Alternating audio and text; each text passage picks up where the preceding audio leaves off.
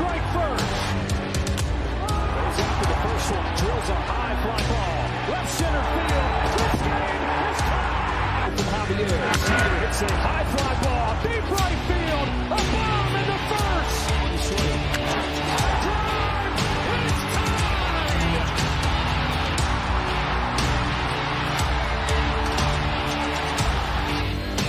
Corey Seager smashes the ball. Down line. Goodbye. Now Seager to right center field. Way back there. Gone again. Corey Seager does it again. It's Texas Rangers win the World Series. The Willie Mays Most Valuable Player Trophy presented by Chevrolet. Is there any doubt? Corey Seager. Hi, and welcome to another edition of Right on Rangers Live, coming at you after a blah 5-1 loss to the Angels on a Friday night. We're going to get into everything here in just a little bit. There's not a whole lot to go through from a Rangers offensive standpoint. There are a few things just notable in Rangers Nation, I think, that are worth talking about. And of course, tomorrow, I think a lot of people are interested in seeing Jack Leiter's 6th major league start and what that may bring. So we're still going to cover, I think, some pretty decent content and material tonight. We appreciate y'all hanging out. It's not easy coming on doing lives after games like tonight or just talking about the games in general, but we're here. We've been here, rain or shine, win or loss, and we're going to get it done. And we are going to get some positives out there too. Easy to just rail on the team and rag on the offense tonight. We're going to try and get a little bit below the surface here. So appreciate y'all hanging out. Of course, here at Right on Rangers, we cover everything sports, but we put a big emphasis on all the teams we love from the great state of Texas, including the Rangers, and especially the Rangers during baseball season. A lot of different options out there for Texas Rangers content. We appreciate you choosing Right on Rangers for your post-game and in-game, at times, analysis. Appreciate you guys. So let's get right into it. Bullpen game today.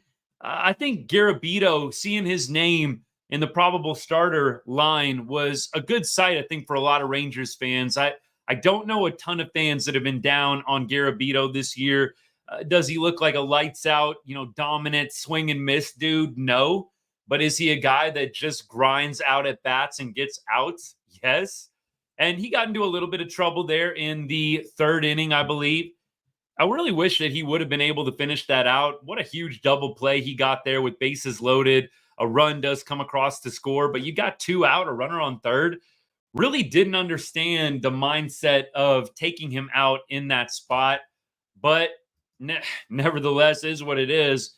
I really felt like Garabito probably could have gone easily another inning or so, gotten you 4 solid ones. It's already a bullpen game. I mean, I would think the goal would be get as many out of Garabito as you can. So I didn't love Pennington coming in that spot. Now, I understand that maybe there's some matchup things going on. Maybe they went into this with a game plan. And of course, Shanuel, I think, was coming up next. So they wanted the lefty on lefty, which, I mean, look, I'm not personally in love with in moments like this. Lefty on lefty late, I understand.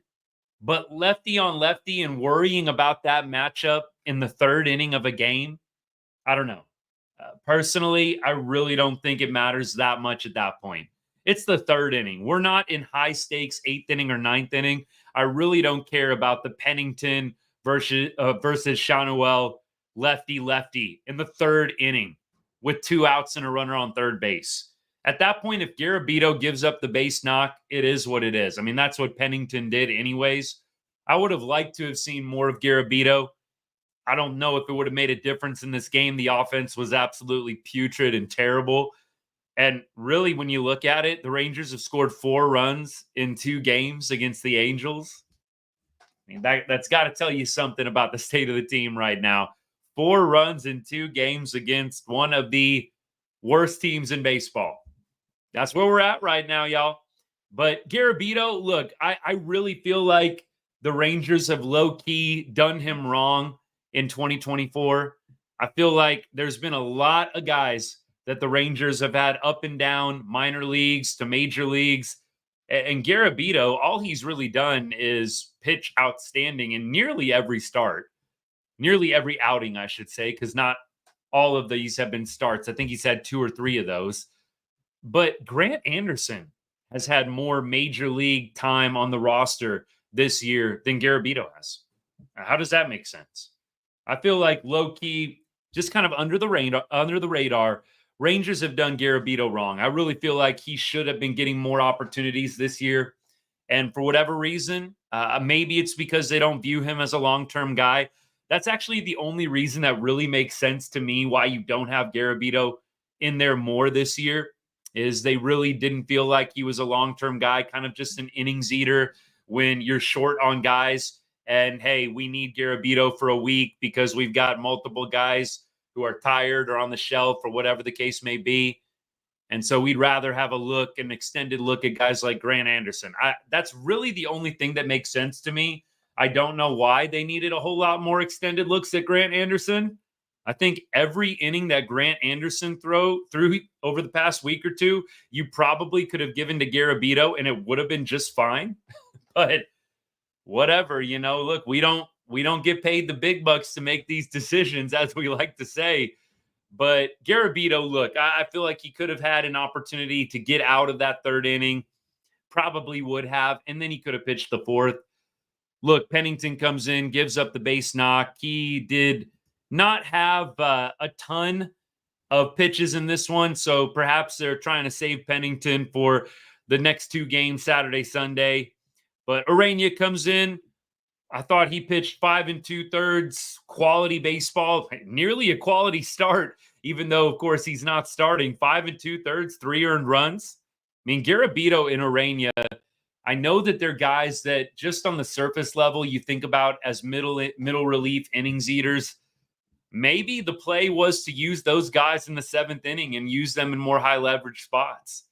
I've said for a while, I really wouldn't have minded Urania in more of a high leverage role on the team with how much we really struggled at the beginning of the year to bridge that gap from the 7th inning to Robertson and Yates in the 8th and 9th inning. Robertson and Yates always pretty much going to lock it down for you, but the Rangers had one of the worst run differentials in the 7th inning this year of all 30-plus Major League Baseball teams.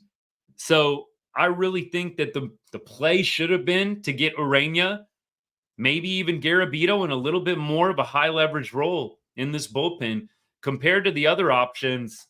I don't know. Do you trust a whole lot of other guys more than Garabito or Urania in the bullpen, not named David Robertson or Kirby Yates?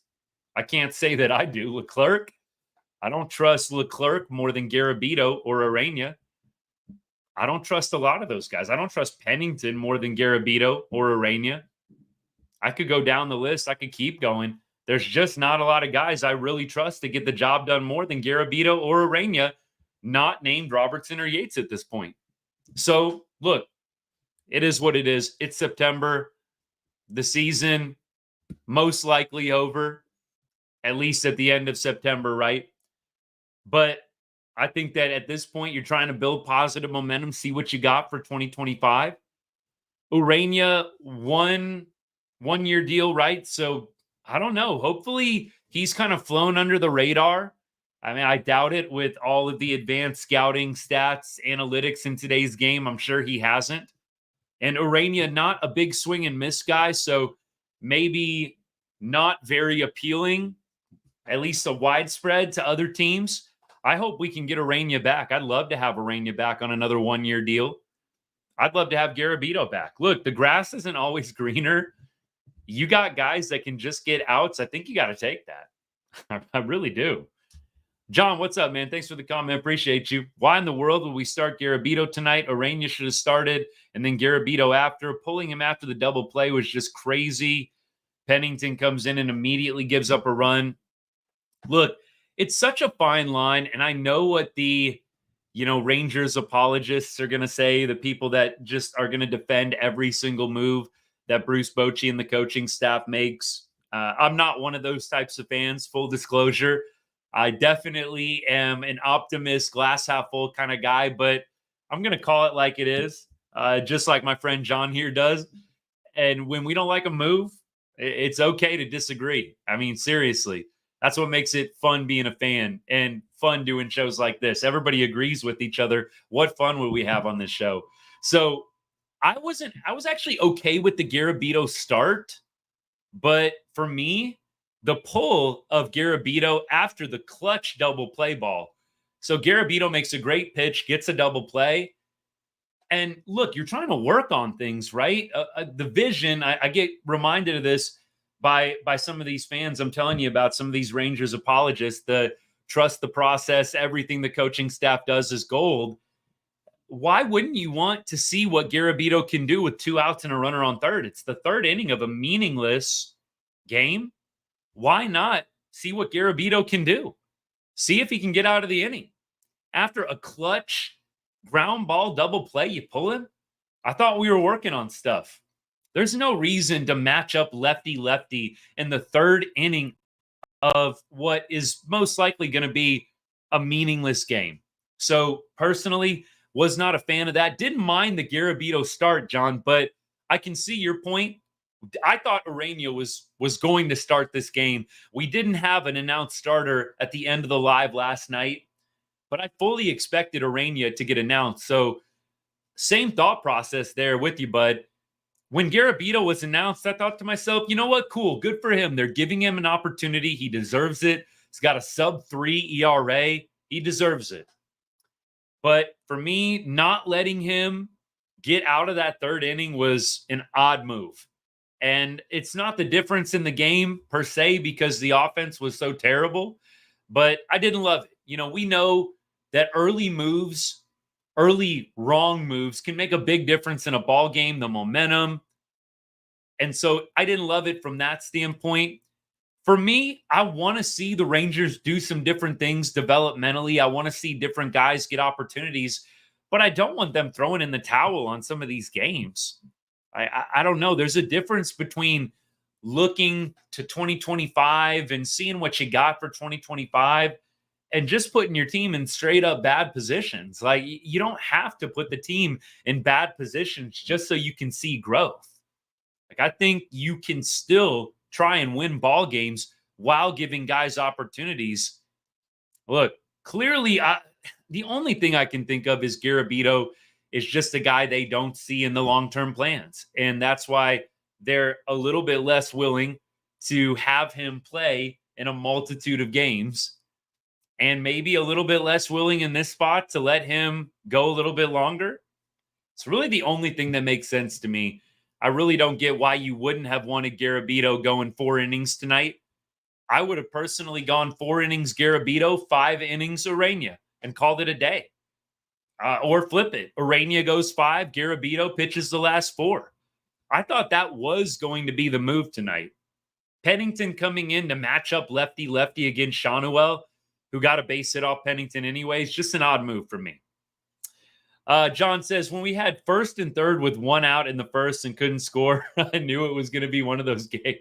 Dude, you keep taking the words out of my mouth.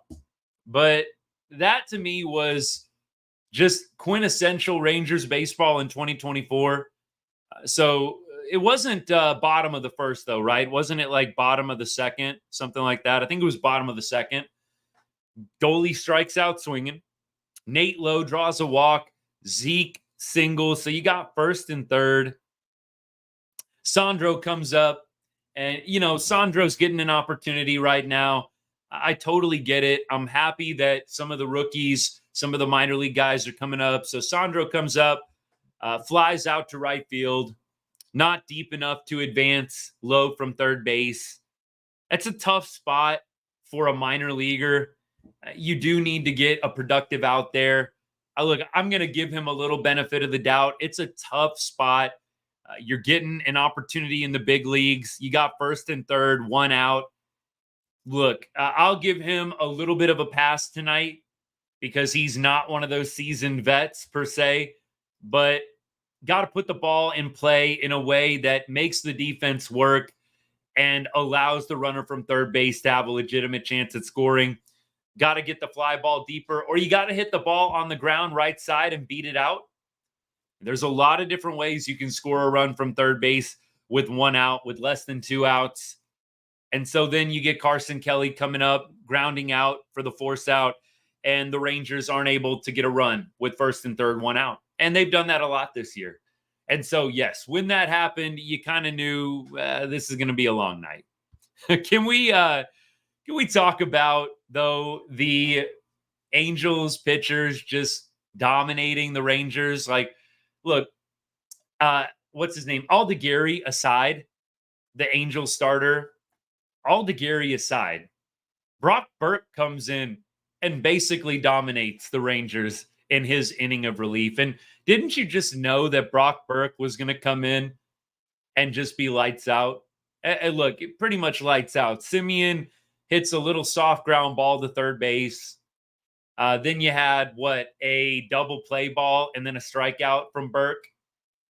I mean, look, Brock Burke, you just had a feeling he was going to come in and dominate. That's the way the Rangers' luck has gone this season. I really did not feel any kind of hope that we were going to end up scoring a bunch of runs off him in that moment. Brock Burke, of course, infamously, during his time with the Rangers at the beginning of this 2024 season, broke his hand after a poor outing and had to go on the IL for months, came back, had like a nice stretch of games, we'll call it, and then kind of went back to being the guy that gets lit up pretty much every start. So he finds himself on the Angels at the end of 2024. Like I said, you just knew that with how this season has gone for the Rangers, he was going to come in and pitch a scoreless inning. I just really didn't have a doubt there. But yeah, the Angels pitchers, we are making them look really, really good. Really good. Brock Burke has a 6.20 ERA. My goodness, a 6.20 ERA for Brock Burke. He comes in scoreless. Quijada comes in, walks a guy, strikes out 2. Strickland, another guy. I mean, seriously, y'all. Not good. Not good. The Rangers have scored 4 runs against one of the worst teams in baseball in 2 games. Just not good. Hopefully tomorrow's a new day. The Rangers struck out 12 times tonight, 27 outs, 12 strikeouts. You're just not going to win a lot of baseball games putting the ball in play that little. Rangers 0 for 5 with runners in scoring position, 6 left on base. Josh Young with an error tonight. Not the best night for the Rangers. Just not the best night. 4 hits. And look, Aldegheri has been decent. Look, he's got a 2.45 ERA. Clearly, he's got some stuff. Aldegheri only, let's see, 2 starts in the majors. This was his second major league start. 11 innings pitched, 3 earned runs. Aldegheri, only his second major league start. I thought he had a few more under his belt than this. I knew I saw the debut, but I just thought he had a couple more starts. Aldegheri, if you don't know, I believe first Italian-born player to be in the major leagues, like lived his whole life in Italy. Maybe that's wrong. Doesn't seem like that's the case, but he pitched phenomenally. I mean, whatever the case or whatever the background may be, I mean, he pitched phenomenally. So this is actually a good segue. So we're talking about Samuel Aldegheri, the Angels starter, 2 starts, 2.45 ERA. So this is a good segue because Jack Leiter is on the bump tomorrow for the Rangers, making his 6th major league start. I think we have to flush this one out a little bit. If you want to talk more game 142, the game we just witnessed, you feel free to drop it in the comments and I will have something to say. If you want to talk more about tonight's game, I'm going to slowly start transitioning us towards tomorrow, though, if you don't mind. So Aldegheri, 2 starts, 2.45 ERA. Pitcher. Okay, sorry. I was actually hoping somebody would catch me on this because I just caught it real quick and I had a bunch going on in the background at home. So first Italian-born and fully reared pitcher. Thank you. I thought to myself, there's got to be a batter from Italy, somebody from Italy, but pitcher. Thank you for that clarification. So this is actually what I wanted to start talking about. This comment here nailed it perfectly. I wish Leiter could have a start like what Aldegheri just had tonight. There's a lot of Jack Leiter apologists in Rangers Nation. And look, I can't say I'm one of them. I can't say I'm in full panic mode on Jack Leiter, but I can't say I'm a Jack Leiter apologist. I've been seeing a lot of explaining away Jack Leiter's poor start in the major leagues. A lot of explaining away. I mean, look, even Jared Sandler, who I love, is explaining away a lot of Jack Leiter's struggles at the beginning of the year. So Jared, I was kind of going back and forth with some 105.3 The Fan guys. You guys may have caught that exchange or not. If you do, look it up. Jared Sandler, 105.3 The Fan. Jack Leiter, I'm sure it'll pop right up. So Jared basically came on and said, and I'm summarizing, again, go watch it if you want to get the exact quotes from him. Like Jack Leiter, first round draft pick, second overall in the draft. And Jared basically was saying, we shouldn't be expecting him to be an ace. He kind of plays as like a third starter, and we shouldn't be expecting him to be an ace. Like it's not fair to be expecting him to be that. That's kind of what I took away from Jared's comments. And there's some realities that I think we have to address. The first thing, if you're a Jack Leiter apologist, how many years are you good with him sucking? I mean, let's just be direct and honest. How many years are you good with him sucking and claiming that it's just developmental years? 4 years? 5 years? After 5 years, are we still going to be saying trust the process with Jack Leiter? I don't get that mindset at all. Right now, if you're not a little perturbed with how Jack Leiter has pitched so far in the major leagues, I really kind of question where your head's at. Like, he's a first round, second overall pick who had college years too. This isn't an 18 or 19-year-old. If Jack Leiter had gone to the majors right out of high school, he was a second overall pick right out of high school, 18 years old. And 3 years later at 21, he's doing this. There's not a lot of panic. But when you are Jack Leiter doing the college years, then after that, getting 3 years in the minors and still don't really have any kind of quality start to your name in the major leagues, that's concerning. I don't think all is well. So the people that are trying to pretend like this is just great, he's right on track, I don't get that. Because last start was decent, but let's not pretend like it was some magical unlocking of Jack Leiter. I didn't take that start to be that. If you did, you are more optimistic than I, and I'm okay with that. I would love to see Jack come out and pitch really well tomorrow. I think we take it with a grain of salt. The Angels are not a good team. The Yankees are a good team. And you know what? Jack did limit the Yankees early on in the game, got into trouble in the 6th inning. But for me, I don't see a consistent enough out pitch from Jack Leiter, a put away pitch, if you will. And I think Jack needs to continue to limit the base runners and be more consistent before I'm buying in. But the people, again, that are trying to make you believe, I don't want to say brainwashing, but it feels like gaslighting at times from some of these different personalities in Rangers Nation, thinking and trying to get us to believe that it's all good, that Jack Leiter in 6 starts doesn't have a quality start to his name, has been in the major leagues or in the minor leagues for 3 years and is still struggling. And by the way, he's a first-round draft pick, but nobody should be expecting him to be an ace. What? Are you kidding me? Why do you draft a guy? You draft a guy in the first round so he can be a back-end rotation guy? That's why we drafted Jack Leiter, so he could be a number 3 rotation guy? I know that the MLB draft is not the NFL draft, but come on now. We need to stop with the Jack Leiter gaslighting. It's mediocre at best, what we're seeing. It's not on track.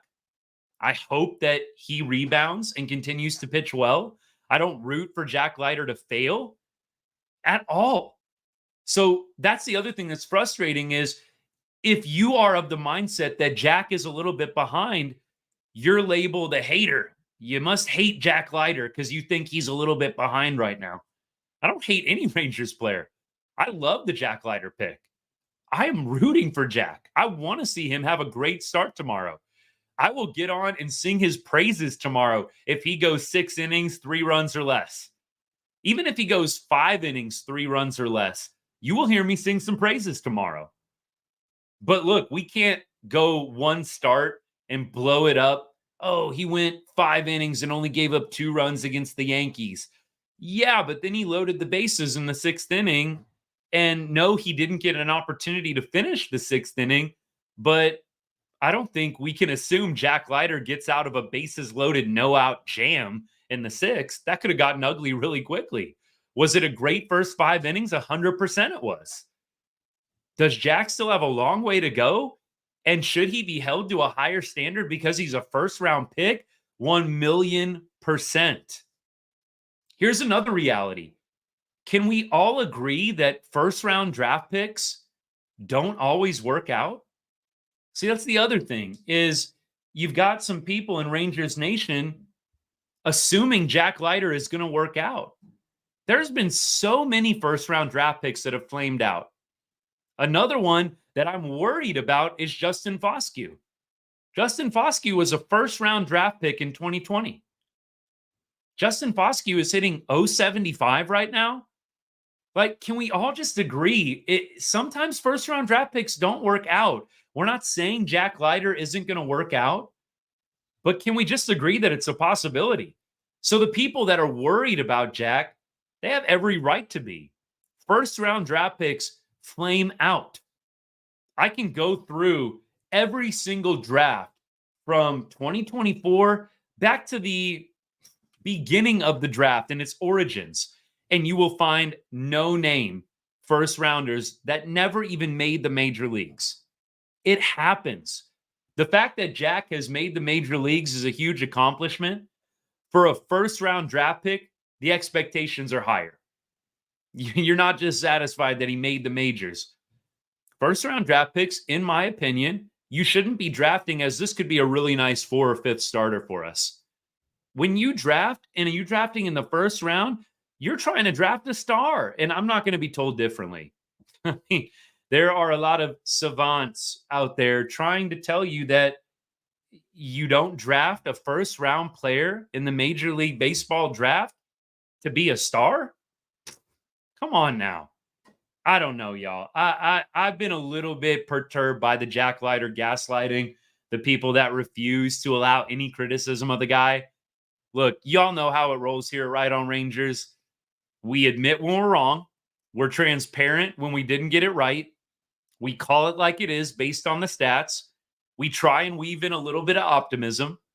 And Jack, I think the optimistic side of things is he's got a whole month in September. He's got a whole offseason.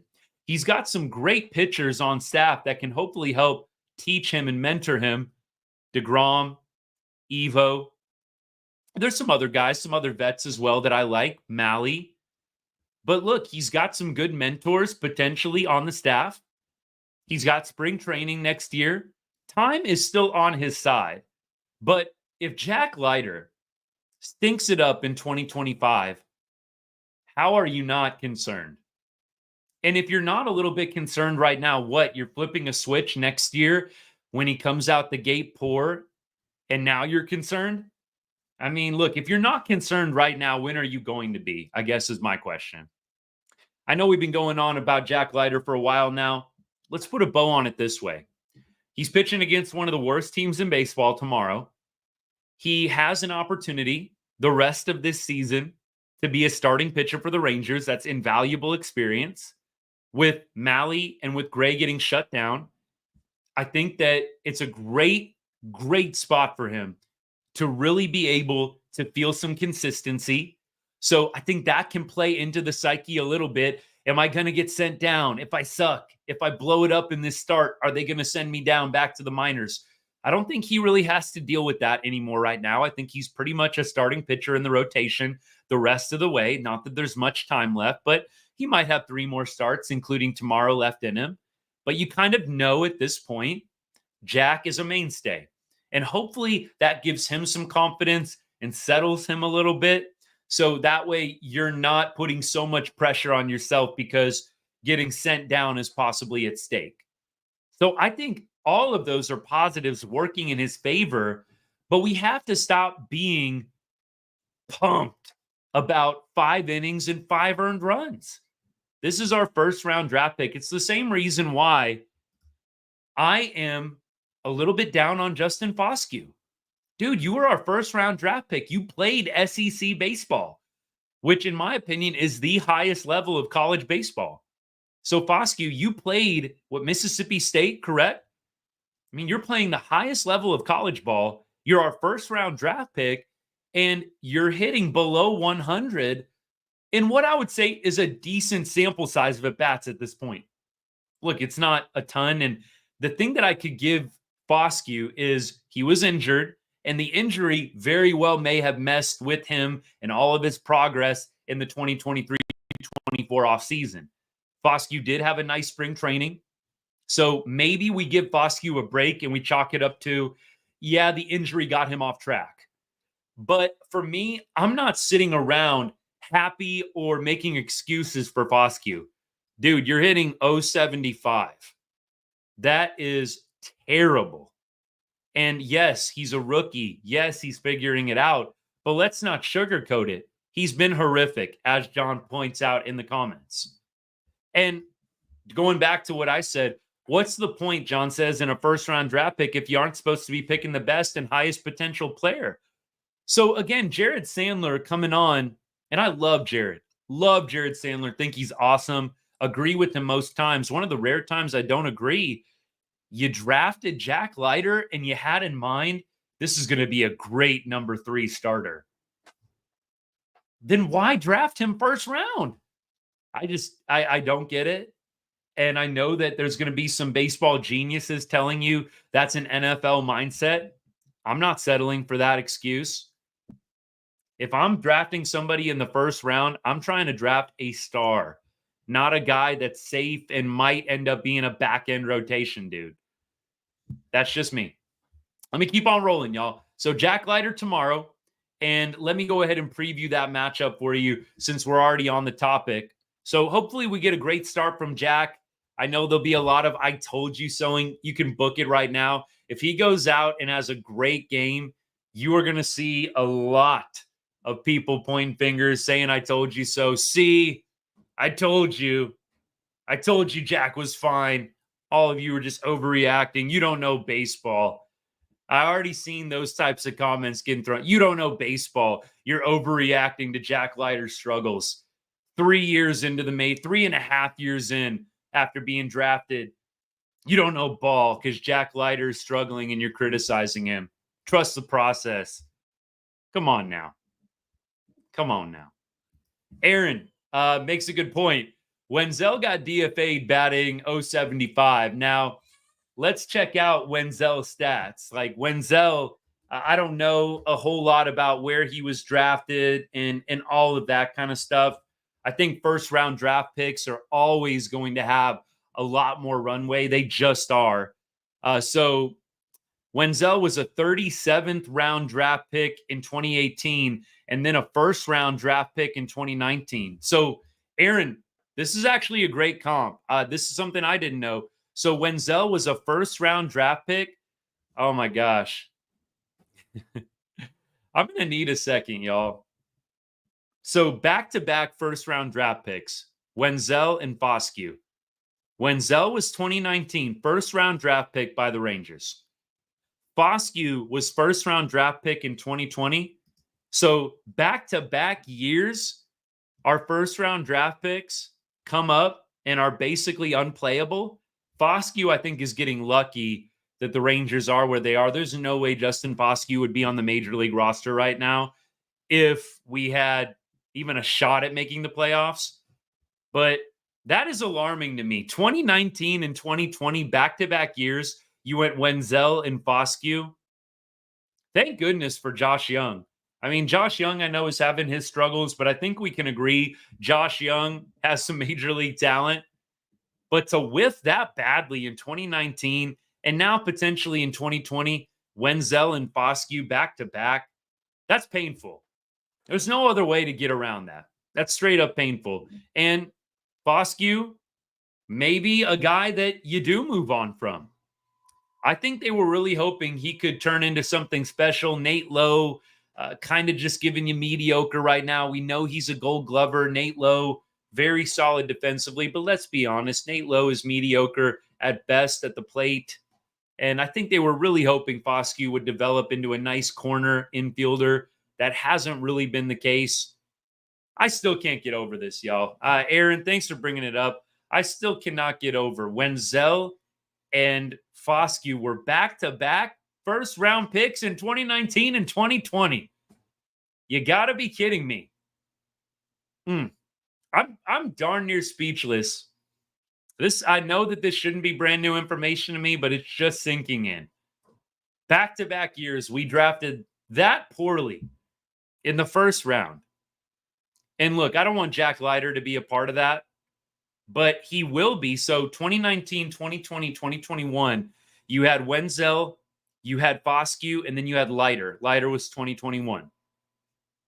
That's 3 years in a row. If Leiter doesn't pan out or Foscue doesn't start finally figuring out how to hit a baseball in the major leagues, that's 3 years in a row of bad first-round draft picks. I think we got to hope Jack Leiter works out because that is abysmal drafting. Let me keep going.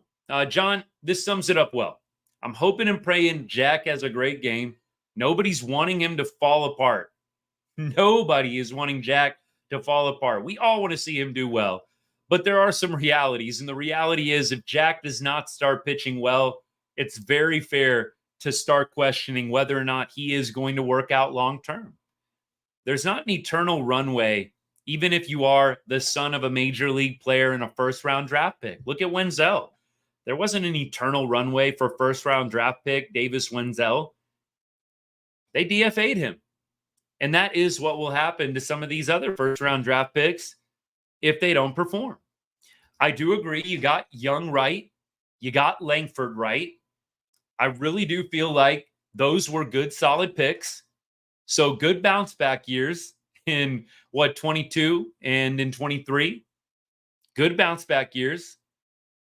At this point, we're just going to have to wait and see how the 2024 draft pick works out. Look, it's hard in baseball. It's hard picking guys that pop. Look at all the people that passed on Mike Trout before he got drafted. I think I forget who we drafted when we could have had Mike Trout in the same round. I'm going to look that up just because it's going to bug me. Mike Trout draft round. Okay, here we go. Oh, this is perfect. I love looking up stuff like this. This is part of the reason why I love baseball so much. So Mike Trout was drafted in 2009, and Trout was selected when? Come on, supplemental? I'm going to have to see. 2009, though. And at this point, he was, let's see, come on, where are you? Trout was drafted 25th. We drafted Matt Perk. I don't even know who that is. I mean, look, I'm not even going to lie about it. And a bunch of people, Randall Grichuk got drafted before Trout.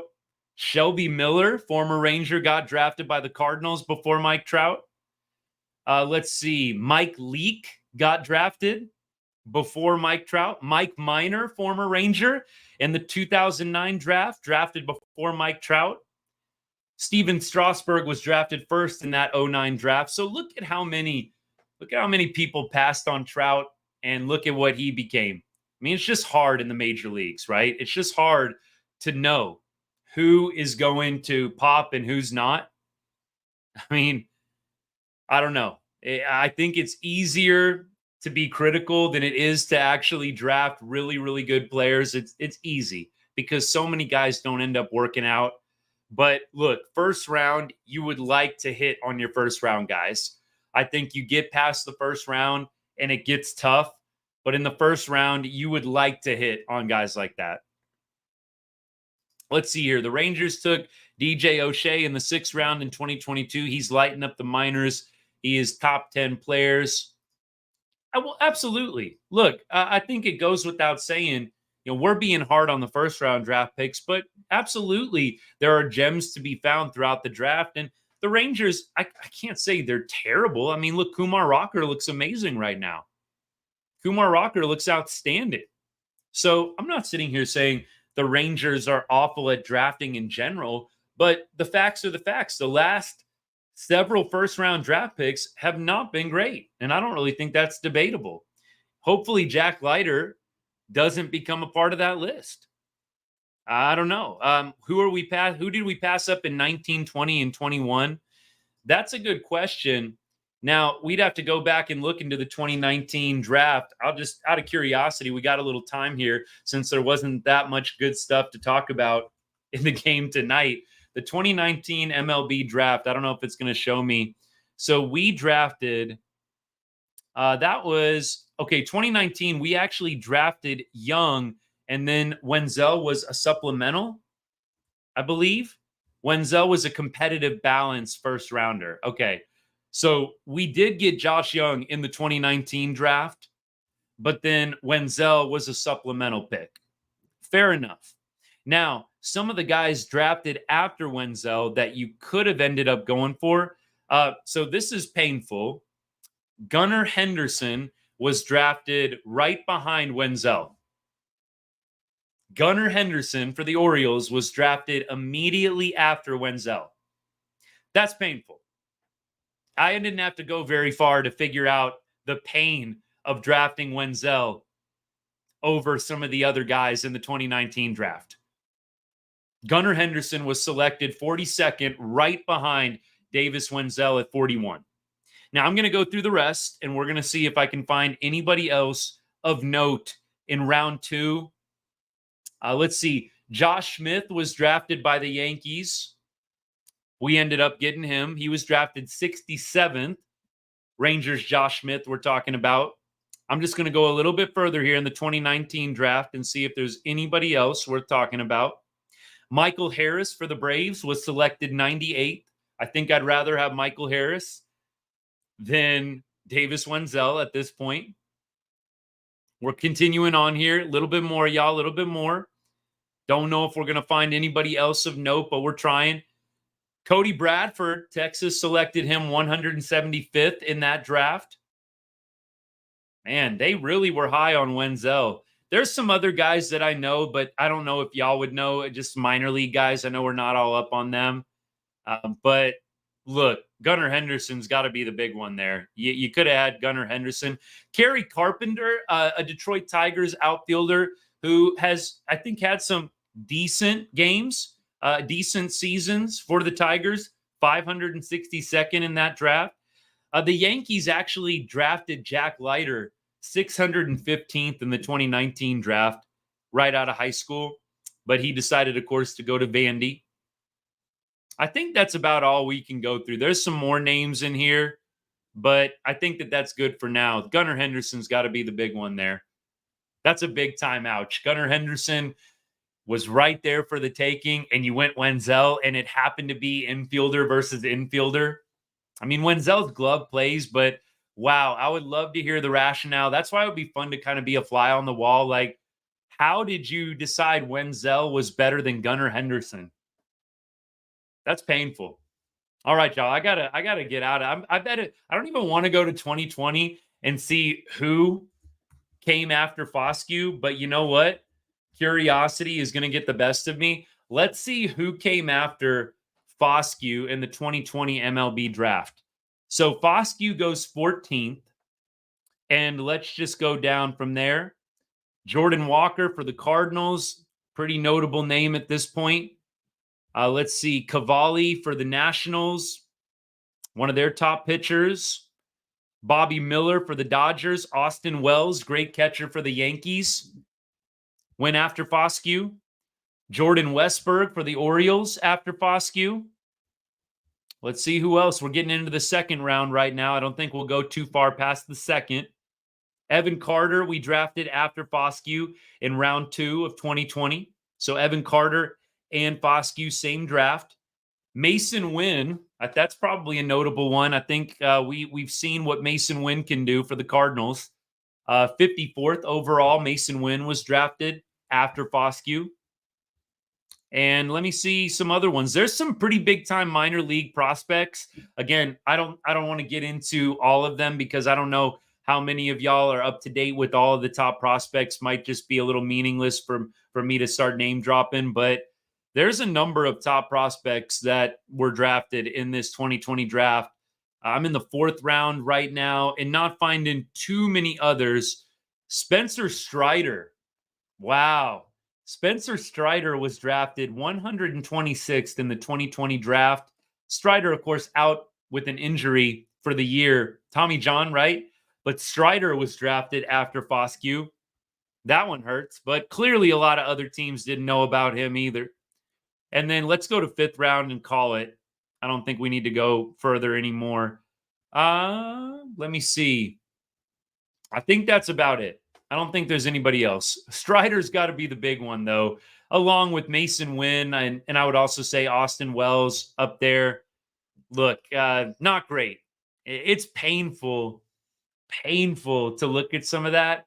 And I think what gets frustrating is those guys have obviously popped a lot quicker than what we've got. Maybe Foscue does pop, and he's a little bit of a late bloomer. Same thing for Leiter.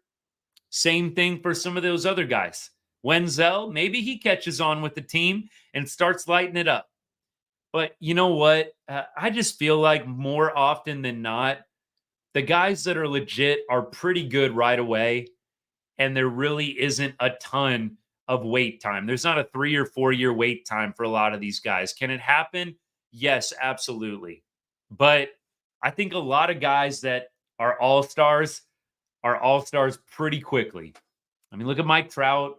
He came up, lit it up pretty much right away. Gunnar Henderson, doesn't mean he didn't have any struggles, but he's early in his career, figuring it out pretty quickly. Strider figured it out pretty quickly. I don't know. I'm not one of those guys that's like eternal runway for these first-round draft picks. At some point, you got to say it didn't work out, and first-round draft picks don't work out sometimes. It's true. Baseball Network, thanks for the comments. I know I haven't gotten to all of them yet tonight, but we won't know for some of these guys for a couple of years. But at the same time, it's a little disheartening looking through some of these draft picks for sure. 2021 draft, we obviously took Leiter pretty early on, and then we took Rocker. So 2021 MLB draft, let me just say a few names afterwards here. Let's see if we can find anybody of note that's already popped. So somebody that's already popped. So we had Jack Leiter 2nd.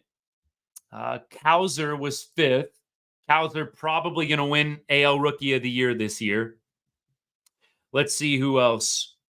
We have, it's not a lot of guys because it's still pretty young in some of these guys' careers. Jackson Merrill is probably the big one. Jackson Merrill in the 2021 draft was drafted 27th. He's probably going to win NL Rookie of the Year this year. He's having an outstanding season. Jackson Merrill for the Padres, 27th in the 2021 draft.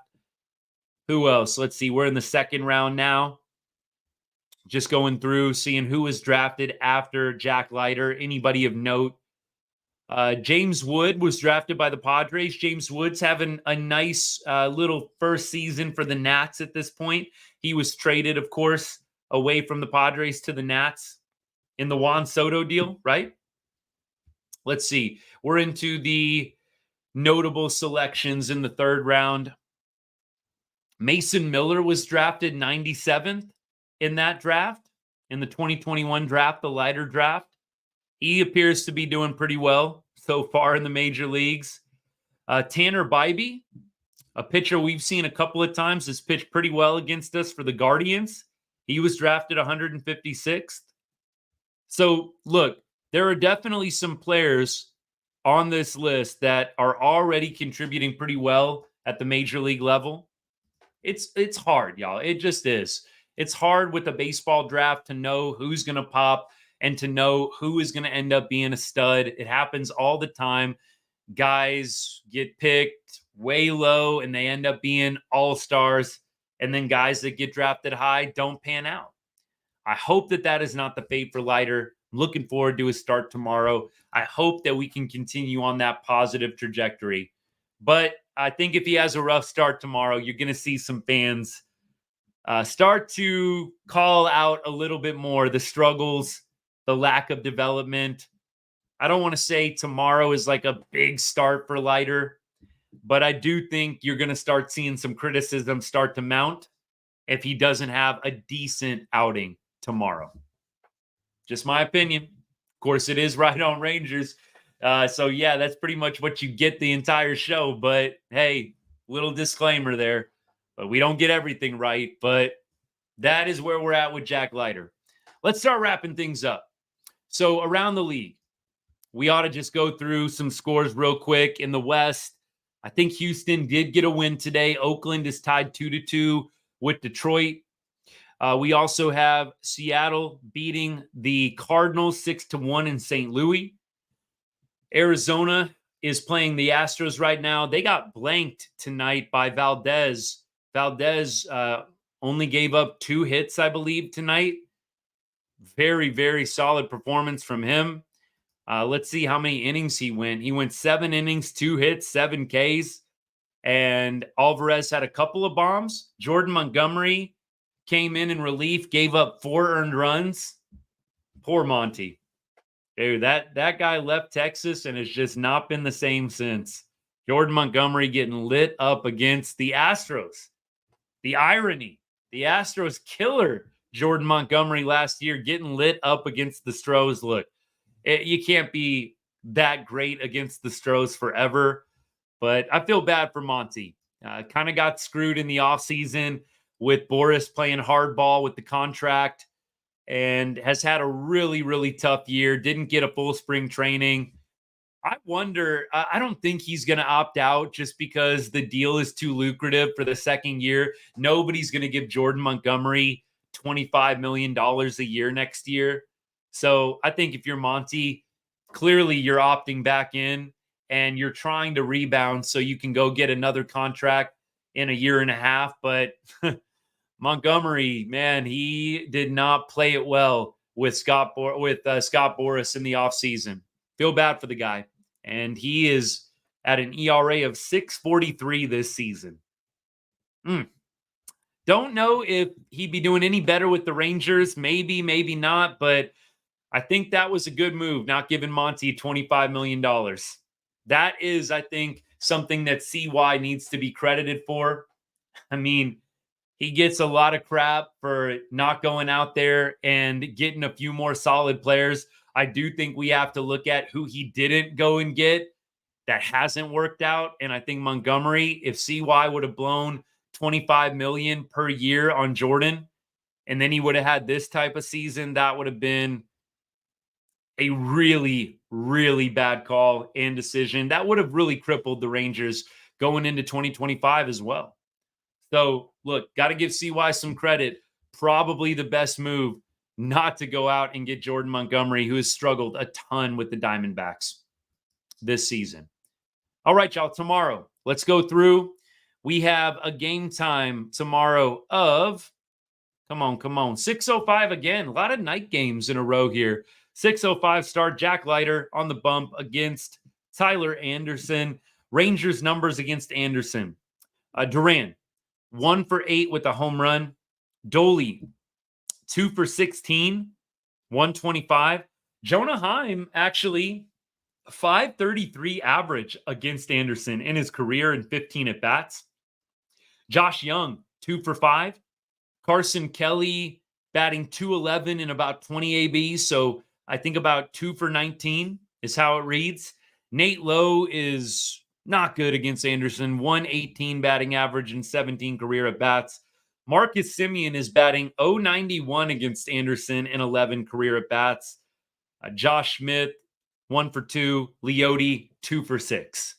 Kind of a mixed bag, but notables, Heim, Young, Smith, and Leote all have hit Anderson fairly well. Small sample size, but nevertheless, hopefully the Rangers can start scoring some runs against the worst team or one of the worst teams in baseball. My goodness.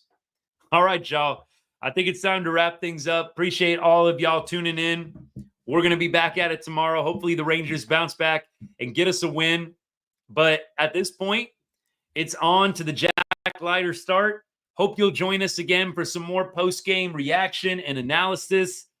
And if you don't tune into any of the lives over the weekend, have a great one. Enjoy some football, NFL tonight, last night, some good games already in the mix.